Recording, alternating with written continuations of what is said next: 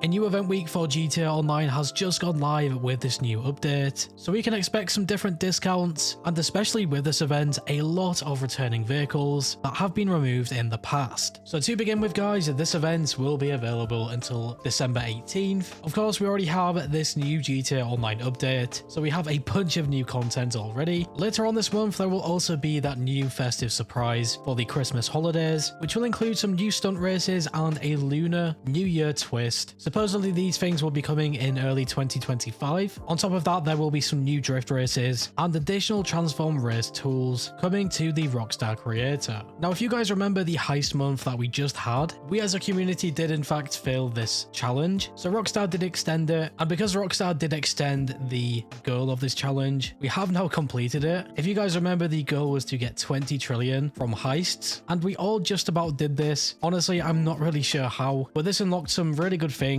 For example, we do get the noose outfit at some point. I did check for this and I currently do not have it, so maybe over the next few days or something we will all unlock this. One thing that I did find was that sort of police boat. If you head over to the Warstock Cash and Carry website, you should be able to find this for free. I believe it has been in the game for a long time, pretty much since launch, but this is the first time that we can purchase this, so it is definitely worth getting. Supposedly you will have until December 15th to claim these rewards. I'm not sure why there is a date on this. Now, as usual with these event weeks, Rockstar like to add some of the old vehicles back. They usually add them in to Simeone's Autoshop, for example, but this time around it looks like Rockstar have added a bunch of old vehicles that were removed just into the game itself. So for a list of these vehicles, you can find them here. Some of them are honestly really good. I think there is even some more of them that were added. For example, I think I saw the Stinger GT, which is one of the HSW vehicles that has been removed. I also think that some of these vehicles have some good discounts. Now, I currently do not have any of the discounts in a list, but if you guys just look through one of these websites and just scroll down, you will see a lot of the vehicles do have them. For example, just looking here, we can see that the Dinka Jester RR has a discount, knocking almost $500,000 off it. The Pifter Comet S2 also has one, even the Tygon. I also saw that the Krieger has one as well, which is a really good vehicle. So yeah guys, definitely scroll through the websites and have a look for yourself. By the looks of things, these discounts are really good. For some bonus money and RP this week, there is only one thing, supposedly. This will be the Stockpile Evizcerate mode with some double money and RP. Now, I can understand why Rockstar do not want anything else with this. Obviously, we have just got a new business. I think for GTA Plus members, you guys will have a triple money and RP on this business as well. So if anything, Rockstar probably want you guys to buy that. With this event week, we also got the new Salvage Robberies. So we have the McToney robbery for the Canis Seminole Frontier. We then have the Duggan robbery for the Coquette Blackfin, and then the Gangbanger robbery for the Enos Jubilee. I always suggest that you guys do these Salvage robberies. They can easily make you just over or just under $1 million, but keep in mind you can only do them one time per week. Heading over to the casino this week, the new Podium Vehicle is the Lampadati Cinquemella. Honestly, I really like how this vehicle looks with the livery. I think I wish we had this type of livery for other vehicles in GTA Online. It sort of like fades. Imagine just having this and using it with different colors and stuff. I think it would really stand out. You could really get some unique vehicles doing this. But of course, if you guys like this vehicle, spin the lucky wheel and you might be able to get this for free. There is also a new LS Car Meet prize ride. This week it is the Enos Jubilee, which is one of the Salvage Yard vehicles. The Jubilee is a great car or SUV, and if you guys want to get this for completely free, all that you have to do this week is place top 3 in the LS Car Meet series for 3 days in a row. For some new test track vehicles, we have these things. We first of all have the new Premium Test Ride, which will only be available for the HSW consoles. It will in fact be the Bravado Banshee GTS. Now in the gameplay you will see I went to purchase this from here, and it will cost $4 million.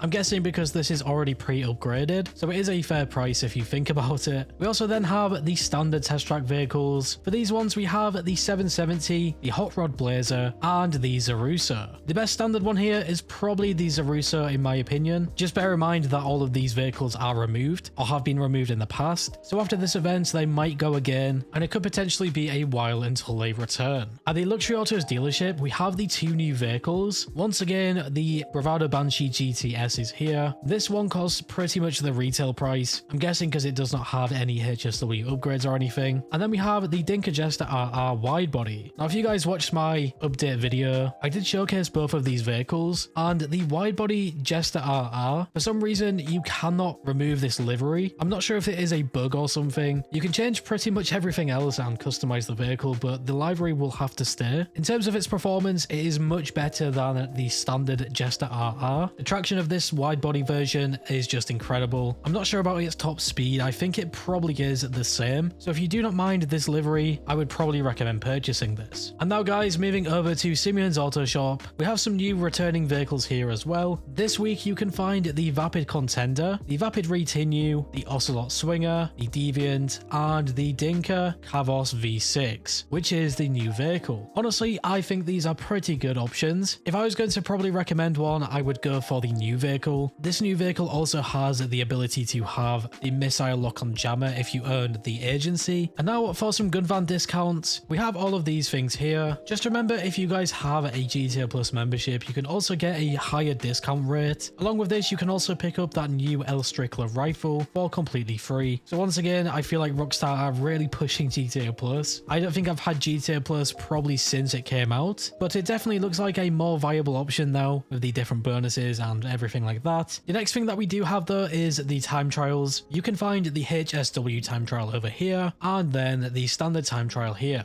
The weekly challenge for this whole event is to complete 2 FIB files. Because this is the weekly challenge, of course, you guys will get that bonus $100,000 once you complete this. The only problem with this is you need to purchase the Darnell Bros factory to even do this weekly challenge, which is kind of annoying, I guess. I would definitely say it is worth it though. Overall, it is a pretty cool thing. Not only is it nostalgic, but you guys can have all of these different bonuses to it. For example, just purchasing it straight up, you get access to a Mark II weapon workshop, a basement garage, a place to store your terabyte, and of course the business as well. So in my opinion, I think it is worth it. Now before I end this video, we do have some unreleased vehicles that will be part of the drip fed content of the next few weeks or months. So starting things off, we have the Willard Faction Interceptor, which is one of the police vehicles. This will cost just over $4 million or just over $3 million with a trade price. The next vehicle is probably the most anticipated one in my opinion, or at least the second most. This will be called the Titan 250D. Supposedly this is based on the AC-130 gunship, and it will cost nearly $5 million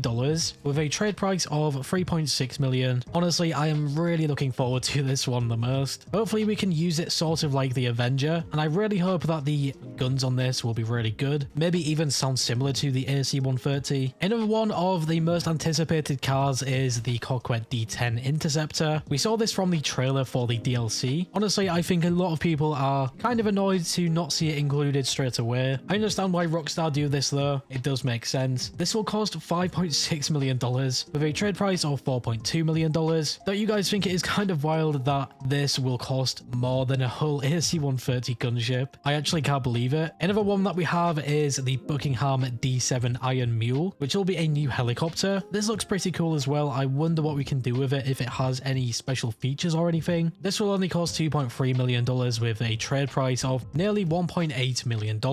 There's also a taco van that is supposedly coming to the game as well. I think I saw something on Twitter about this being a business, probably something similar to the taxi work. So this could be very fun. I probably expect it to pay out very similar to the taxi work as well. There is then the Western Duster 300H. If anything, this looks more like a modern Duster. If you guys have seen the original Duster from GTA Online, where it is all rusty and stuff, this one just looks more modern. We have the Vapid Firebolt ASP. If you guys have a next-gen console, you can unlock this by completing them career rewards. Not a bad looking vehicle. I mean, I'm not really sure why it is a career reward. I'm not sure if I will probably get this or not. Next up, we have the Vapid Uranus Loz Speed. Looks like a pretty basic car. This will be in the Sport Classic class, costing just $1.1 million. And then the final vehicle that is part of the drip fed content is the Coquette D5, which of course will be in the Sports class, costing $1.7 million.